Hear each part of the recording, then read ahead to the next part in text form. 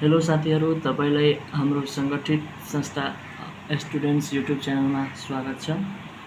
आज हामी विश्वको इतिहासको तेस्रो पार्ट हैन, जसलाई गौरवमय क्रान्ति भनेर चिनिन्छ, त्यो गौरवमय क्रान्तिबाट आउने महत्त्वपूर्ण कुराहरू आज हामीहरू पढ्न गइरहेका छौँ। यसलाई पढ्नुभन्दा अगाडि पहिला हामी के बुझौँ भने गौरवमय क्रान्तिमा कतिजना पात्रहरू थिए हैन। गौरवमय क्रान्तिमा कतिजना पात्रहरू थिए र गौरवमय क्रान्ति भनेको के हो। गौरवमय जस्तै यहाँ हेरौँ, गौरवमय क्रान्तिमा पात्रहरू भन्दा यो हामी बुझ्नको लागि पढिरहेछौँ।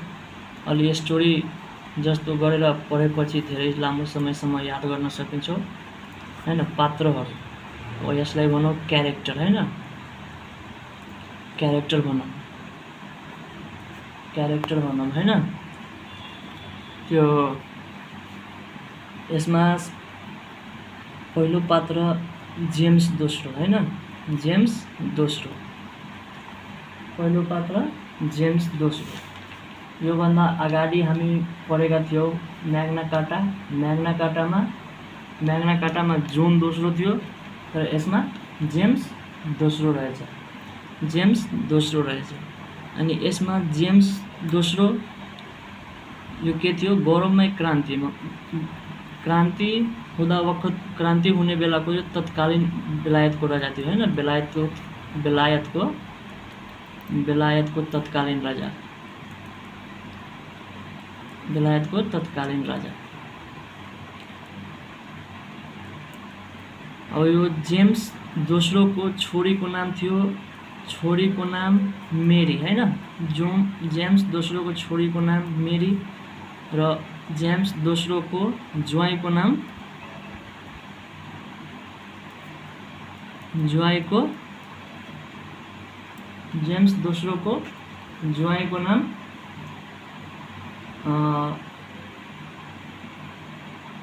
राजा विलियम।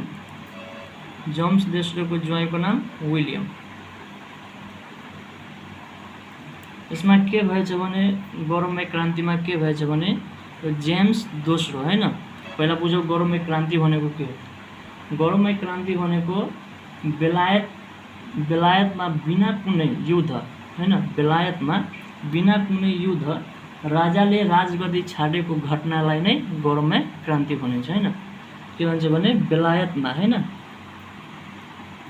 बेलायतमा बिना कुनै युद्ध हैन, बिना कुनै युद्ध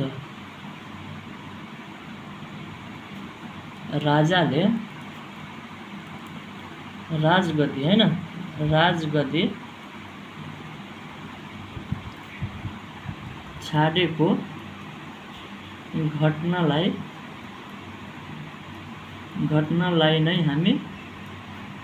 नै गौरवमय क्रान्ति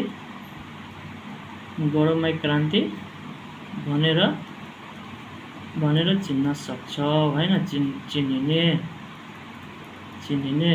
यसमा के भएछ भने बिना कुनै युद्ध राजाले राजगद्दी छाडेको घटनालाई नै हामी गौरवमय क्रान्ति भनेर चिन्न सकिन्छौँ हैन। अनि यहाँ के भएछ भने त्यो बेलायतका जुन राजा थियो जेम्स दोस्रो विरुद्ध सन् 1688 मा जनताले प्रदर्शन गर्दा त्यो बेलायतको राजा जेम्स दोस्रो त्यो भागेर कहाँ पुग्यो, हल्यान्ड पुगेछ हैन। 1688 मा हल्यान्ड पुगेछ। अनि त्यहाँबाट त्यो राजाको पद मतलब रिक्त भएछ हैन। अनि त्यहाँ फेरि जनताहरूले फेरि जेम्स दोस्रोको छोरी मेरी र ज्वाइँ विलियमलाई फेरि राजामा, जेम्स दोस्रोको छोरी मेरी र ज्वाइँ विलियम फेरि त्यहाँको राजा भएछ हैन। अनि यो घटना हुँदा वखतको मुख्य उपलब्धि भन्नुपर्दा यो घटनाको मुख्य उपलब्धि के छ भने मुख्य उपलब्धि बिल अफ राइट जारी भएछ। Bill of right bill of right जसमा 13वटा धारा रहेछ, 13वटा धारा रहेछ र यो बिल अफ राइटमा हस्ताक्षर 13वटा धारा र यसमा हस्ताक्षर गर्ने व्यक्ति को छ भने यो जेम्स दोस्रो त सन् 1688 मा त्यहाँबाट होल्यान्ड गइहाल्यो हैन। अनि त्यसपछि राजा त्यसको जेम्स दोस्रोकी छोरी मेरी रानी हैन, मेरी रानी र राजा ज्वाइले राजा विलियमले यहाँ हस्ताक्षर गरेछ। रानी मेरी र राजा विलियमले यहाँ बिल अफ राइटमा के गरेछ, बिल अफ राइटमा हस्ताक्षर गरेछ हैन, हस्ताक्षर गरेछ। बिल अफ राइट कहिले जारी भयो? बिल अफ राइट यहाँ सन् 1688 मा राजा गएपछि 1689 को 12/16 मा बिल अफ राइट जारी भएछ हैन। अब यतापट्टि हामी लेखेर पढ्छौँ के छ भने गौरवमय क्रान्ति, यसको उपनाम के छ यहाँ गौरवमय क्रान्ति हैन, गौरवमय क्रान्ति। अब नामै सुनेर थाहा छ गौरवमय क्रान्ति, अब क्रान्ति पनि गौरवमय छ के, गौरवमय क्रान्ति। अब गौरवमय क्रान्ति यसलाई किन भनिएको होला भने यहाँ पहिला यसको उपनाम हेरौँ। उपनाम यसलाई अर्को के नामले चिन्न सकिन्छ हैन, गौरवमय क्रान्तिलाई अर्को के नामले चिन्न सकिन्छ? यसको उपनाम रक्तपात हैन, रक्तपात विहीन क्रान्ति, बिना कुनै रगत विहीन क्रान्ति, रक्तपात विहीन क्रान्ति, बिना कुनै रगत बगाएर गरिएको क्रान्तिलाई नै के भनिन्छ? गौरवमय क्रान्ति। अब यसको परिभाषा हेरौँ। गौरवमय क्रान्ति भनेको के हो हैन? बेलायतमा बिना कुनै युद्ध, बेलायतमा बिना कुनै युद्ध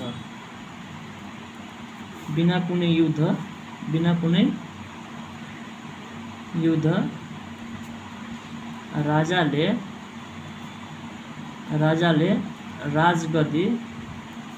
राजगद्दी छोडिएको हैन, छोडेको घटनालाई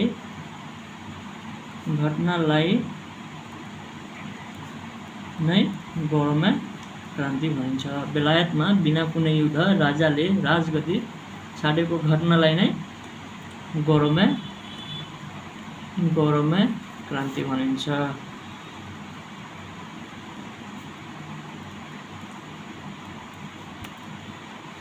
अब यसको उपनाम परिभाषा हेरेपछि त्यहाँका तत्कालीन राजा को थिए हैन, कुन त्यो राजा थियो जो बिना कुनै युद्ध त्यो आफ्नो राजगद्दी छोडेर भागेछ हैन, त्यसको तत्कालीन राजा, त्यसको नाम बुझौँ। तत्कालीन राजा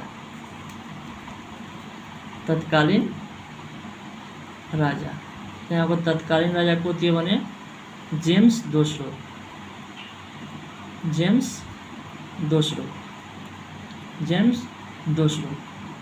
अब त्यहाँ घटनाक्रम कस्तो थियो, घटनाक्रम के भयो? अब घटनाक्रम हेरौँ।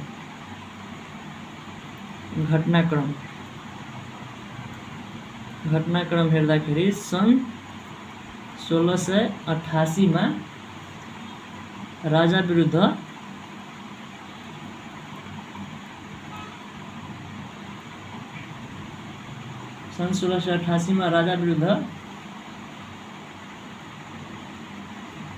प्रदर्शन भएपछि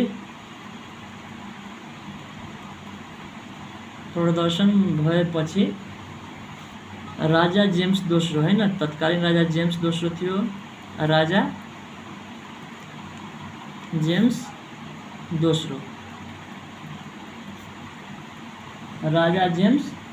दोस्रो भागेर हल्यान्ड प्रस्थान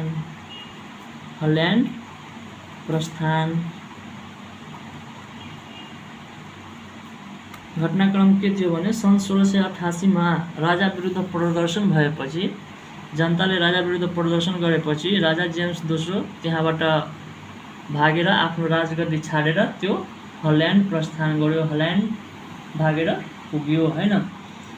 अनि राजाका छोरी र ज्वाइँ औरङ्गलाई राजा बनाइयो हैन। अब घटनाक्रम पछिको राजा, अब त्यहाँबाट त्यो राजा त भागिहाल्यो हैन। अनि त्यसपछि घटनाक्रम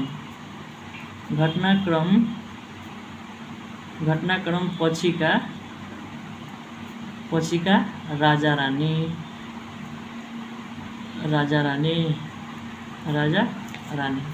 अब घटनाक्रम पछि को राजा बन्यो तो जेम्स दोस्रो की छोरी, जेम्स दोस्रो की छोरी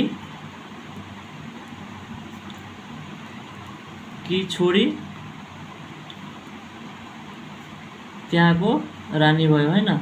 जेम्स दोस्रो की छोरी मेरी के भयो, मेरी रानी भयो, रानी त्यहाँको बन्यो हैन। अनि जेम्स दोस्रो की ज्वाइँ, जेम्स दोस्रो को ज्वाइँ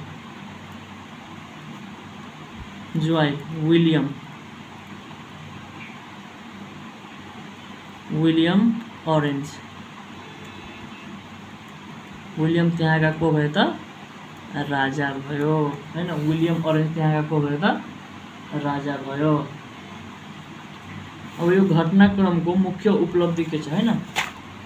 घटनाक्रमको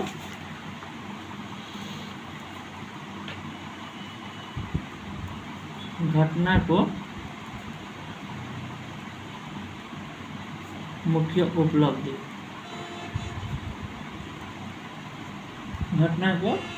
उपलब्धि, अब यसमा बिल अफ राइट जारी भएछ, बिल अफ राइट। त्यसमा जनताको हितमा जनतालाई सहज हुने गरी एउटा बिल अफ राइट जारी भयो हैन। त्यो बिल अफ राइट कहिले जारी भयो त, यहाँ सन् 1688 मा राजा भागेपछि 1 वर्षको बाद हैन, 1 वर्षको बाद कतिमा सन् 1689 को 12/16 मा के भयो, बिल अफ राइट जारी भयो हैन। बिल अफ राइट जारी भयो, यो 12/16 मा बिल अफ राइट जारी भयो। अब यहाँ इंग्लिश अल्फाबेटको एल 12 मा पर्छ र पी 16 मा पर्छ। त्यही भएर हामी यहाँ के भन्न सक्छौँ भने त्यो बिल अफ राइट जारी गर्दा ललिपप खाएर मान्छेले बिल अफ राइट जारी गरेको हैन। LOLL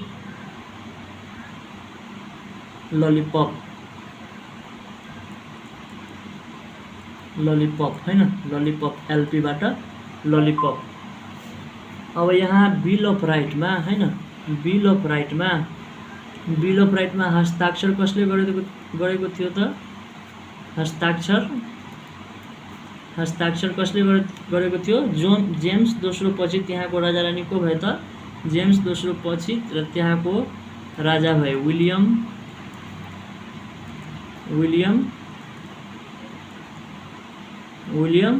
र रानी भए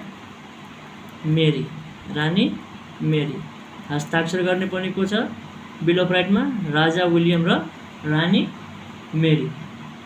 अब यहाँ एउटा यति भइसकेपछि यहाँ नोटको रूपमा यहाँ हामी के लेखौँ भने, नोटको रूपमा संसदीय शासन व्यवस्थाको सुरुवात कुन देशबाट भएको छ त,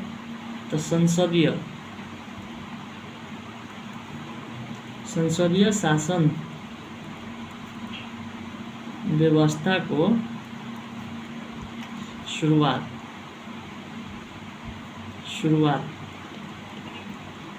कहाँबाट भएको छ भने बेलायतबाट। कहाँबाट? बेलायतबाट।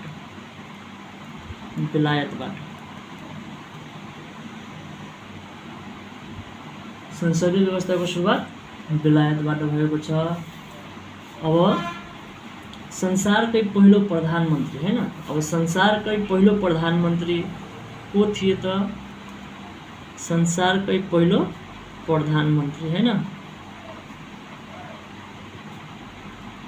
संसारकै पहिलो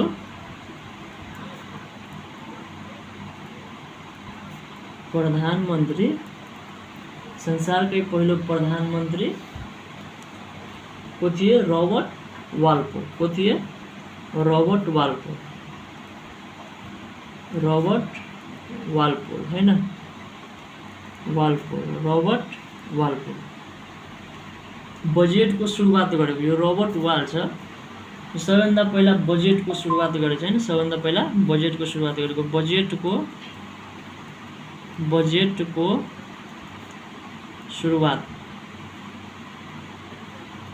सुरुवात गरेको प्रधानमन्त्री भन्न सक्छौँ हामी। प्रधानमन्त्री सबैभन्दा पहिला बजेटको सुरुवात गरेको प्रधानमन्त्री को थिए त? रबर्ट वाल्पोल हैन, रबर्ट वाल्पोल, रबर्ट वाल्पोल। पहिलो बजेट भाषण कहिले भयो त? यो रबर्ट वाल्पोल प्रधानमन्त्री भएपछि पहिलो बजेट भाषण बेलायतमा पहिलो बजेट भाषण कहिले भयो त? 1733 मा पहिलो बजेट भाषण हैन, 1733 मा पहिलो बजेट भाषण, पहिलो बजेट भाषण गरिएको। साथीहरू आज हामी यति गौरवमय क्रान्तिको बारेमा पढ्यौँ हैन। सक्दो यहाँबाट क्वेसनहरू आउने सम्भावना बढी हुन्छ। गौरवमय क्रान्तिबाट यति बुझिसकेपछि सक्दो हाम्रो गौरवमय क्रान्तिबाट आउने क्वेसनहरू सल्भ हुन्छ। यसमा हामीलाई दुईवटा डेट मात्रै छ। दुईवटा डेट के भनौँ, एउटा त सन् 1688 मा घटनाक्रम भयो र 1689 एक वर्षपछि हैन, 1689 मा 1689 1216 को हैन, 1689 1216 मा बिल अफ राइट जारी भयो, जसलाई हामी ललिपप भनेर चिन्छौँ हैन। अनि हस्ताक्षर गर्ने राजा विलियम र रानी मेरी जोन दोस्रो हल्यान्ड प्रस्थान गरेपछि त्यहाँको राजा रानी को भयो त? विलियम र मेरी हैन। त्यही भएर बिल अफ राइटमा हस्ताक्षर गर्ने राजा रानी को हुन् त? राजा विलियम र रानी मेरी हैन। संसदीय शासनको व्यवस्थाको सुरुवात पहिलोपटक बेलायतबाट भएको हो हैन। संसारकै पहिलो प्रधानमन्त्री रबर्ट वाल्पोल, जसको पालामा के भयो त? बजेटको सुरुवात भयो, बजेटको सुरुवात गरेको हैन।